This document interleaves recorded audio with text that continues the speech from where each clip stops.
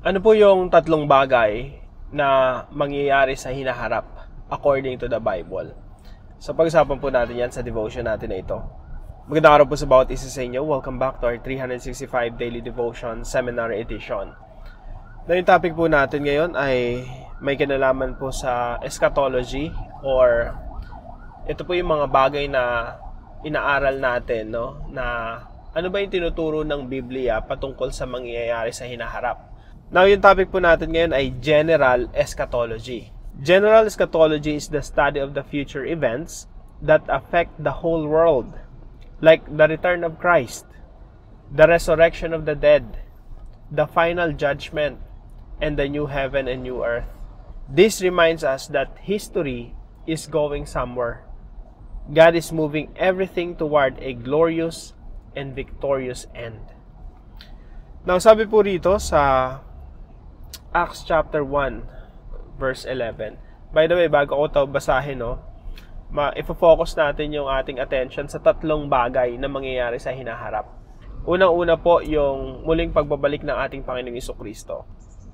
Sabi po rito sa Acts chapter 1, verse 11, Men of Galilee, why do you stand looking into heaven? Ito po yung umakyat ng Panginoong Jesucristo. Nakita ng mga tao na palit siya ng paliin hanggang tinakpan siya ng ulap. Tapos nakatingala pa rin sila. So sabi ng isang anghel, Men of Galilee, why do you stand looking into heaven? This Jesus, who was taken up from you into heaven, will come in the same way as you saw him go into heaven. Ibig sabihin, itong Jesus na to na nakita nyong umakyat sa langit, siya rin yung Jesus na babalik. Sabi nila, kayong mga taga-Galilea, bakit kayo nakatayo rito at nakatingin sa langit? Itong si Jesus na umakyat sa langit ay magbabalik gaya ng nakita ninyong pag-akyat niya. Now, hindi lamang po ito, kundi marami pa mga verses sa Bible na makikita natin na meron talagang promise ang Panginoong Jesucristo na babalik siya. At tutuparin niya yung kanyang pinangako na makakasama niya tayo ng pangwalang hanggan.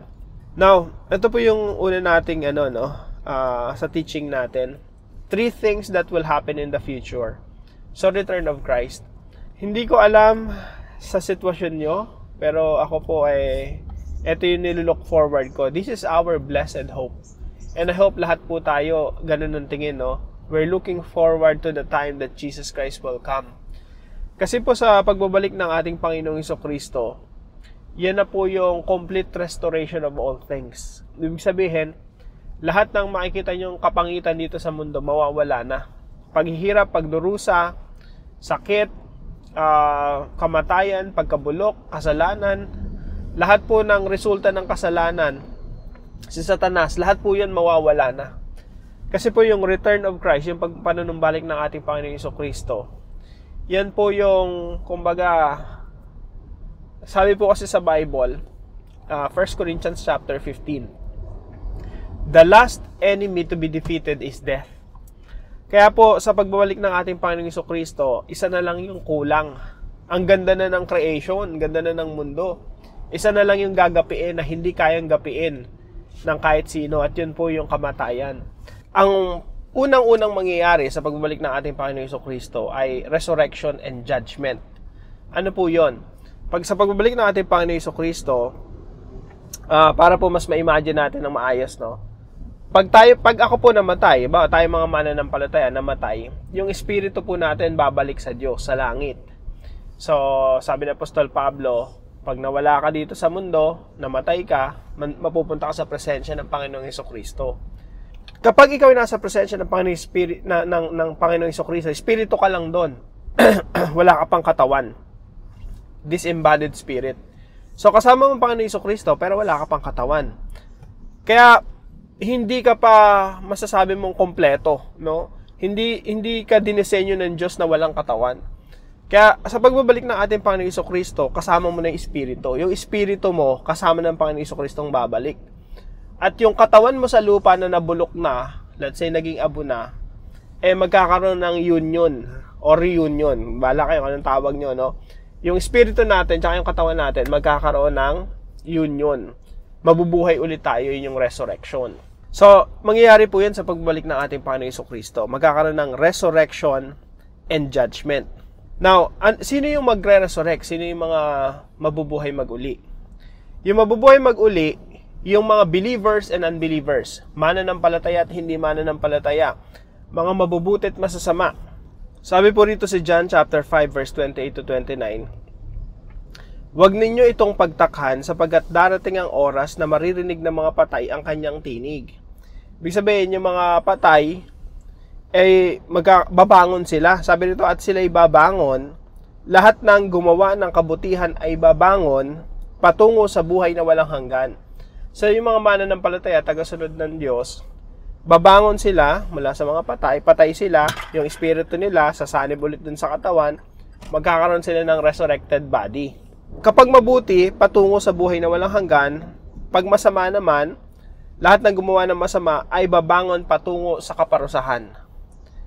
Sabi po rito sa Gawa 24:15, "Tulad nila, umaasa rin akong," sabi ni Apostol Pablo, "muling bubuhayin ng Diyos ang lahat ng tao." So, pagdating ng Panginoong Jesucristo, bubuhayin lahat ng namatay.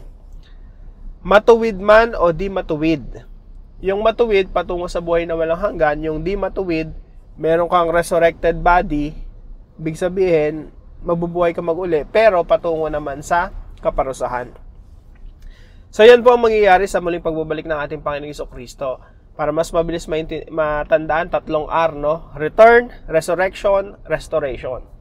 Yung resurrection po, kasunod agad ng judgment. Ibig sabihin, harap tayo sa Panginoong Jesucristo, ipagsusulit natin lahat ng ating mga ginawa. Mabuti o masamang tao, haharap sa Panginoong Jesucristo, walang makakalusot sa hustisya ng Diyos. Pangatlo pong mangyayari ay restoration of creation. Sabi po rito sa Revelations 21:1-15, "At nakita ko ang isang bagong langit at ang isang bagong lupa. Sapagkat ang unang langit at ang unang lupa ay lumipas na, at ang dagat ay wala na."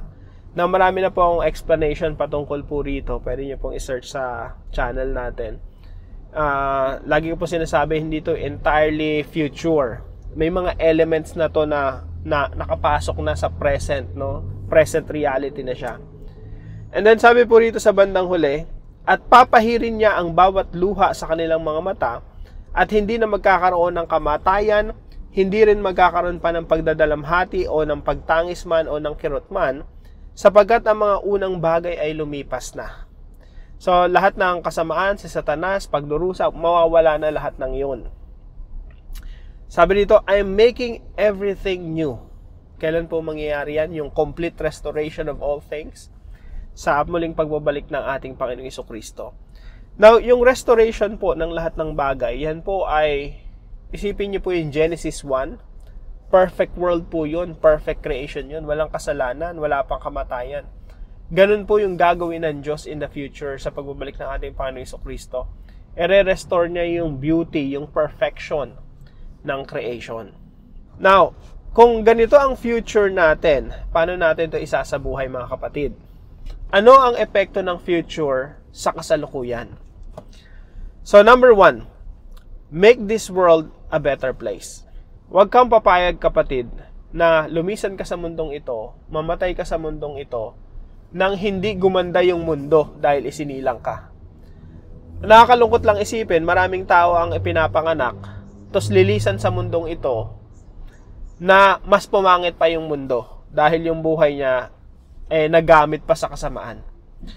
Sa iyo, kapatid, tsaka sa akin, lahat tayo, meron tayong mission dito sa mundo na tinanggap sa Panginoong Jesucristo. At lahat ng gagawin natin na kabutihan, yan po ang magpapaganda sa mundong ito. Mas magiging makabuluhan yung mundo, mas magiging maganda yung mundo kung gagampanan natin yung tungkulin natin bilang mga Kristiyano. Ang model po natin rito ay ang ating Panginoong Jesucristo. Kung si Jesus hindi pinanganak 2,000 years ago, napakasama ng mundo ngayon.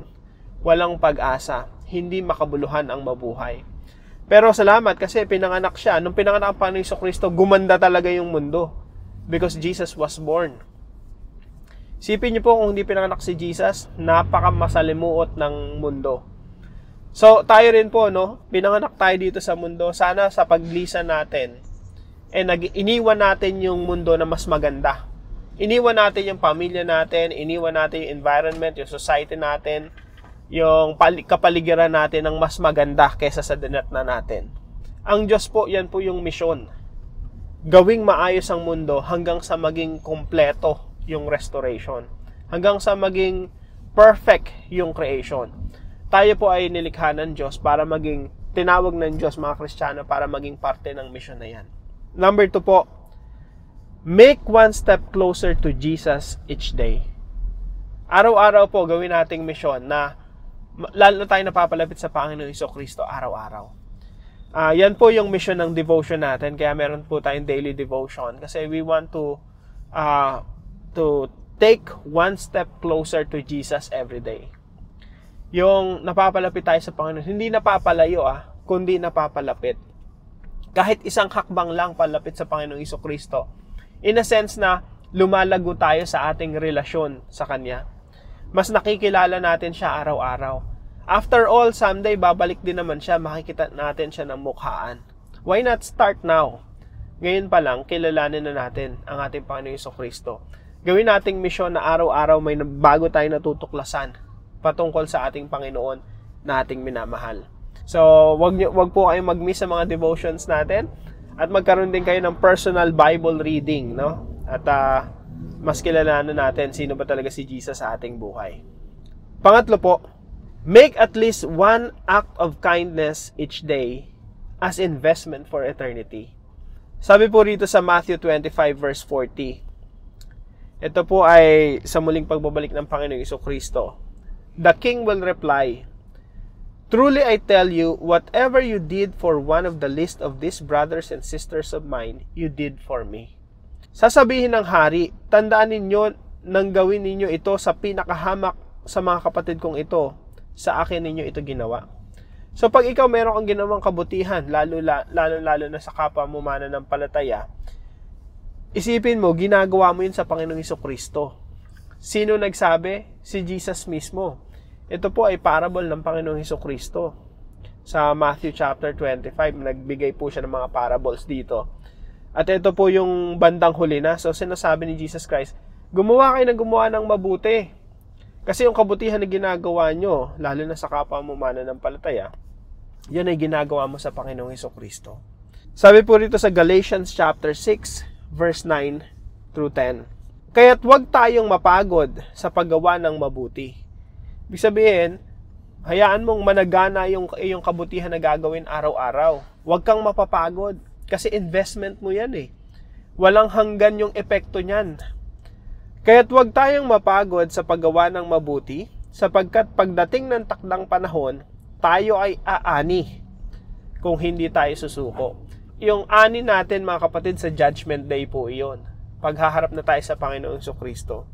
Kaya nga, basta may pagkakataon, ay gumawa tayo ng mabuti sa lahat ng tao, lalo na sa mga kapatid natin sa pananampalataya. At ito po ang sinasabi ng Hebrews chapter 6 verse 10. Makatarungan ng Diyos. Ibig sabihin, kung ano yung ginawa mong kasamaan, may karampatang parusa. Para po sa masasama yun. Para sa mga mabubuti, lahat ng ginawa mong mabuti, may karampatang gantimpala. At yung Diyos natin makatarungan. Sabi dito, hindi niya malilimutan ang inyong ginawa at ang pagmamahal na inyong ipinakita at hanggang ngayon ipinapakita sa pamamagitan ng paglilingkod ninyo sa mga hinirang ng Diyos. So yung Diyos natin, He is not unjust. He will not forget your work and the love you have shown Him as you have helped His people and continue to help them. So, hayaan natin na managana yung ating mabubuting gawa. Kasi meron po yung karampatang reward sa buhay na walang hanggan. Now, para po sa ating discussion, what are the acts of kindness you can make today as investment for eternity? Samahan niyo po ako sa panalangin. Lord God, thank you for the hope of Christ's return. In a world full of pain and uncertainty, I rest in the promise that you will make all things new.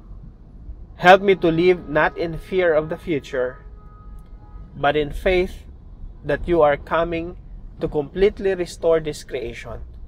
Please enable me to make at least one act of kindness every day as investment for eternity. Keep my heart focused on your eternal kingdom. I surrender myself before you. Use me. May my life be a blessing to many. May I be found faithful when Christ returns. In Jesus' name I pray. Amen and amen.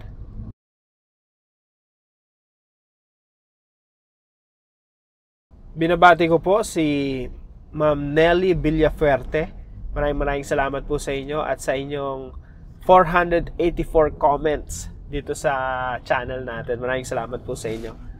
Na kung kayo po ay may natutunan sa devotion natin na ito, ipalam nyo lang po sa comment section right below this video. And please don't forget to share this devotion to your family and friends. Pagpalain po kayo ng ating Panginoon. See you po tomorrow 5 a.m. dito po sa ating daily devotions.